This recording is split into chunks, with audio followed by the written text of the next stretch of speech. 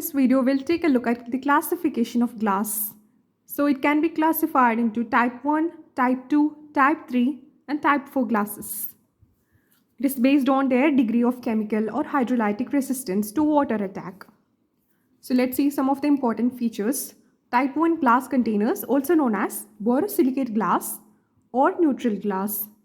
It contains 80% silica, 10% boric oxide, small amount of sodium oxide and aluminum oxide.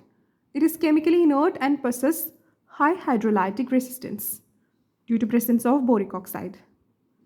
It is suitable to be used as packaging material for most preparations, whether parenteral or non-parenteral.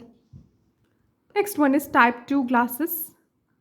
They are also known as soda lime silica glass or treated soda lime glass or dealkalized soda lime glass.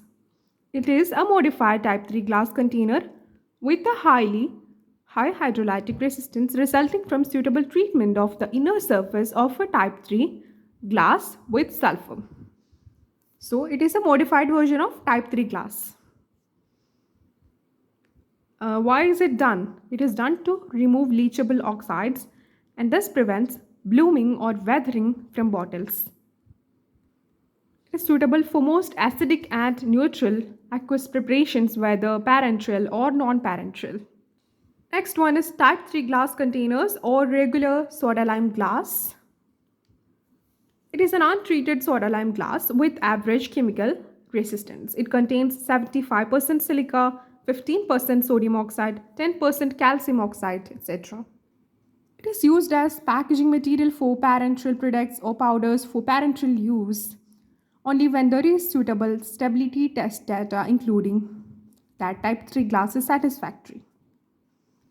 Next one is type 4 glass containers, also known as type NP glass or general purpose soda lime glass.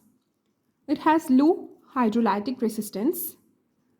These type of glass containers are not used for products that need to be autoclaved, as it will increase erosion reaction rate of the glass container. It is used to store topical products and oral dosage forms. It can also be used to contain strong acids and alkalis. That's all for this video.